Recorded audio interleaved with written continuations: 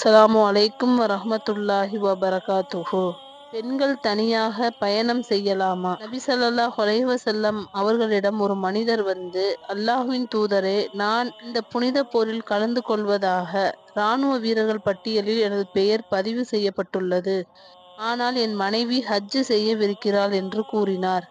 அதற்கு நபி ஸல்லல்லாஹு அலைஹி வஸல்லம் அவர்கள், நீ திரும்பி சென்று உன் மனைவியுடன் ஹஜ் செய் என்று கூறினார்கள். தனக்கும் தன் உடைமைக்கும் பாதுகாப்பற்ற சூழ்நிலை நிலவும் போது எந்த ஒரு பெண்ணும் மஹரமானவர்களின் துணை இல்லாமல் பயணம் போகக்கூடாது. இதை மேலுள்ள ஹதீஸில் இருந்து நாம் புரிந்து கொள்ளலாம். ஆனால் தனியாக பயணித்தால் எந்த பாதிப்பும் பெண்ணிற்கு ஏற்படாது என்று கருதும் அளவிற்கு அச்சமற்ற நிலை இருந்தால் அப்போது ஒரு பெண் தனியாக பயணிப்பதில் தவறில்லை. இதை பின்வரும் ஹதீஸில் இருந்தும் விளங்கிக் கொள்ளலாம். நபி ஸல்லல்லாஹு அலைஹி வஸல்லம் அவர்கள் கூறினார்கள், ஒட்டகச் சிவிகையில் அமர்ந்திருக்கும் ஒரு பெண் இறையில்லம் காபாவை தவாப் செய்வதற்காக வலம் வருவதற்காக பயணித்து ஹீராவில் இருந்து வருவாள்.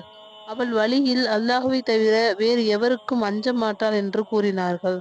யாருடைய துணையும் இல்லாமல் தன்னந்தனியாக வந்து காபத்துல்லாவை தவாப் செய்பவள் என்று நபி ஸல்லல்லாஹு அலைஹி வஸல்லம் அவர்கள் கூறியதாக தபகாத்து இப்னு சஹ்த் என்ற நூலில் 285வது எண்ணில் பதிவு செய்யப்பட்டுள்ளது. நபி ஸல்லல்லாஹு அலைஹி வஸல்லம் அவர்கள் தவறான உதாரணங்களை கூறமாட்டார்கள்.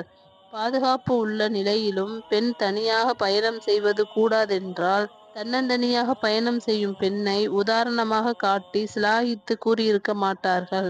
எனவே பாதுகாப்பு உள்ள நிலையில் மஹரமான துணை இல்லாமலேயே பயணம் செய்யலாம். இதுபோல் மற்ற இடங்களுக்கும் பெண் தனியாக மஹரமில்லாத துணையுடன் செல்வது தவறில்லை என்று மேலுள்ள ஹதீஸில் இருந்து விளங்குகிறது.